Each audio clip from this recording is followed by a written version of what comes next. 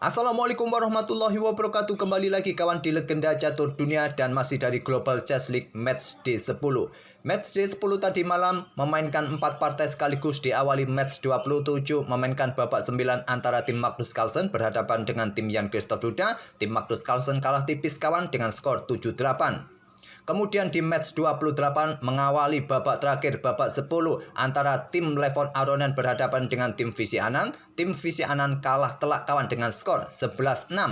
Dan di match 28 giliran tim Magnus Carlsen kembali bermain untuk babak 10-nya berhadapan dengan tim MVL. Tim Magnus Carlsen kalah telak dengan skor 18-2. Dan partai terakhir kawan babak 10 yaitu timnya Jan-Christoph Duda berhadapan dengan tim Ian Nepomniachtchi. Tim Jan-Christoph Duda ini kalah dengan skor yang terbilang cukup telak juga dengan skor 4-12. Oke, itulah kawan hasil-hasil di match D10 tadi malam. Dan sekarang tim Levon Aronian mempuncaki klasemen dengan 18 poin. Diikuti tim MVL 16 poin. Tim Visy Anand, tim Magnus Carlsen, tim Jan-Christoph Duda ataupun tim Ian Nepomniachtchi kawan berada di posisi buncit. Dan turnamen ini belum berakhir kawan. Masih ada partai puncak Grand Final di mana akan diisi oleh dua tim teratas yaitu tim Levon Aronian dan tim MVL kawan akan bertarung di match D terakhir memperebutkan juara di turnamen ini. Kita tunggu saja nanti malam.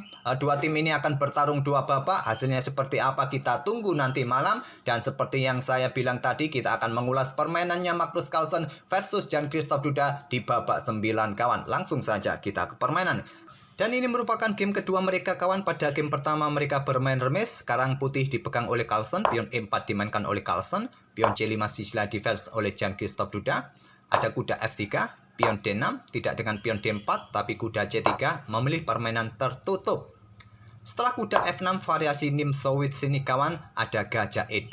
Setelah kuda C6 Carlsen mulai membuka permainan dengan pion D4. Kita temui bertransposisi ke permainan klasikal Sicilian defense dengan variasi Bolievski dengan pion E5. Kebanyakan kuda mundur ke B3 ataupun ke peta F3. Carlsen memilih ke peta F3. Pion H6, kontrol peta G5, jelas dari aktivitas gajah yang diikuti dengan kuda ke pusat kawan. Dan di sini kalian juga bisa mengikutinya dengan pion H3, tapi Carlsen memilih rokade mengamankan raja. Setelah gajah E7, pion H3 ini bisa jadi pilihan kawan untuk kontrol peta G4, tapi memilih dengan benteng E1. Langkah ini juga tak kalah bagusnya kawan.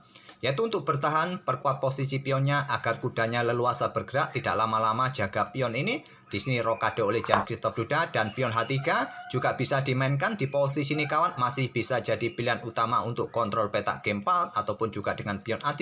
Tapi Carlsen bermain dengan gajah F1. Pilihan nomor 3 dari engine kawan. Jelas untuk buka akses benteng menjaga pionnya agar kudanya juga leluasa bergerak, tidak lama-lama menjaga pion. Di sini ada benteng E8. Kalaupun kalian menuruti langkah engine adalah gajah G4, coba pressure kuda di sini. Setelah pion H3, tetap kalian pertahankan pressure di sini. Memilih dengan benteng E8 dan selanjutnya ada pion H3 mulai dimainkan oleh Carlsen dan gajah F8. Coba lihat di sini kawan. Posisi perwira-perwira putih ataupun hitam ini sangat simetris di baris belakang kawan. Juga ada kuda F6, kuda F3, kuda C6, kuda C3. Yang menjadi pembeda adalah pion D dan pion C ini. Permainan berlanjut pion B3 berencana Piacento, pion A6, gajah B2, pion B5 kawan. Dan di sini menteri naik ke peta D2, persiapan benteng dikeluarkan, mengkoneksikan dua bentengnya dan dibalas gajah B7. Selanjutnya kuda D5, buka akses untuk bermain dengan pion C4, menantang pertukaran kuda kawan dan diladeni juga oleh Jan-Christoph Duda. Kuda pukul kuda D5, diambil balik oleh pion, kuda ke E7, tekan pion, backup dengan pion C4 kawan. Dan di sini kalau kalian mencoba untuk merusak struktur pion putih, memang bisa seperti ini. Dan terlihat pion ini menggantung, hitam juga menggantung, sama-sama mempunyai pion menggantung kawan. Duda bermain dengan langkah menteri keluar terlebih dahulu ke peta D7, koneksikan dua bentengnya. Carlsen menyerang dengan pion A4 dan di sini tidak dengan pion B pukul pion A4 karena struktur pion putih masih sangat bagus kawan. Jika kalian memilih pion B pukul pion A4. Jadi untuk merusak struktur pion putih, Duda memilih dengan pion B pukul pion C4. Pion B ambil balik pion C4. Sama-sama mempunyai pion menggantung seperti yang saya tunjukkan tadi. Dan pion terpisah di lajur A ini kawan. Dua pemain ini. Kuda G6, lanjut Jan-Christoph Duda untuk berikan akses dukungan bagi pionnya jika ingin didorong kawan. Di sini pion A5 didorong Carlsen. menghindari serangan menteri, mendapatkan ruang, hentikan laju pion, dan di sini ada benteng AC8 mulai menekan pion C4, ada gajah A3 menekan pion D6, dan di sini dilanjut dengan langkah pion E4. Kuda bergerak ke D4, kuda hitam E5 untuk menekan pion. Di sini ada benteng AC1, menteri hitam keluar ke peta A4, serang gajah, berikan juga dukungan bagi kuda, serang pion C4. Antisipasinya dengan blokade gajah B4 dan selanjutnya kuda ke D3. Lanjut Jan Christoph Duda. Serang dua benteng, disikat langsung dengan gajah, diambil balik oleh pion. Terbuka tantangan pertukaran benteng, Carlsen menolak, memilih menggeser benteng ke D1. Kalau ambil pion tadi kawan, tentu gajah ini jatuh oleh menteri hitam. Dan benteng C7 lanjut Jan Christoph Duda, opsi ditumpuk di lajur C ataupun bertumpuk di lajur E. Kuda F5 balas Magnus Carlsen, tekan pion di sini dan memberikan keleluasan bagi benteng. Kalau mau menusuk ini juga cukup berbahaya kawan, karena menteri tidak akan mempunyai kesempatan ambil gajah, bentengnya dalam ancaman. Mungkin menteri ini akan ke peta A2 untuk pressure pion yang ada di peta F2. Di sini benteng bisa digeser ke peta F1. Kalian kalah satu pion kawan.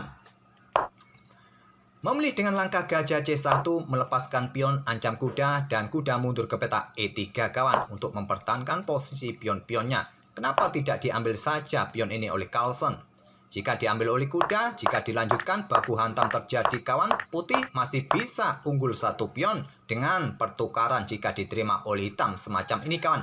Unggul satu pion bebas, cuma permasalahannya permainan gajah gelap versus gajah terang masih ada potensi remis.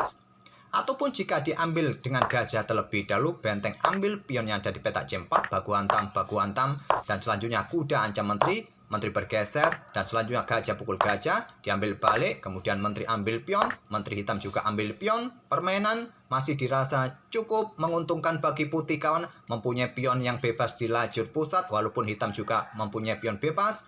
Tapi di sini pandangan manusia mungkin masih bisa berakhir remis kawan. Tapi tentu dengan kalkulasi yang sangat presisi. Kuda E3 pilihan Magnus Carlsen. Di sini Jan Christoph Duda melakukan pengorbanan pertukaran kualitas. Kalau Stockfish, langkah engine adalah dengan pion F5 kawan. Tapi memilih kualitas perwira dikorbankan, benteng ambil kuda E3.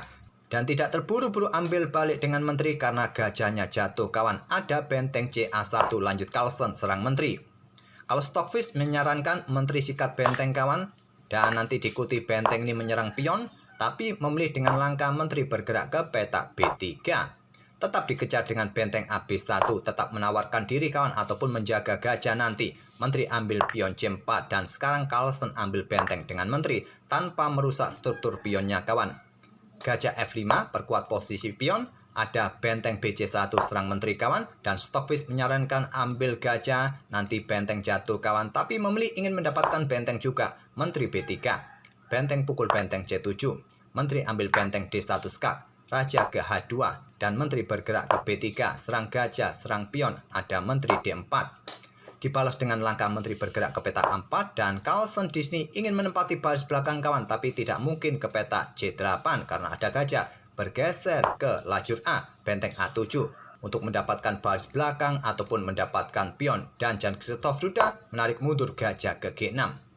Di sini ada benteng A8, pin gajah kawan, dan menteri mundur ke peta D7. Di sini ada menteri B6, berikan dukungan bagi gajah untuk mendapatkan pion, pressure gajah di sini. Di sini menteri bergerak ke peta F5, menyerahkan gajahnya kawan. Tapi di sini ada taktik kecil yang dimainkan oleh Duda untuk mendapatkan kesempatan remis.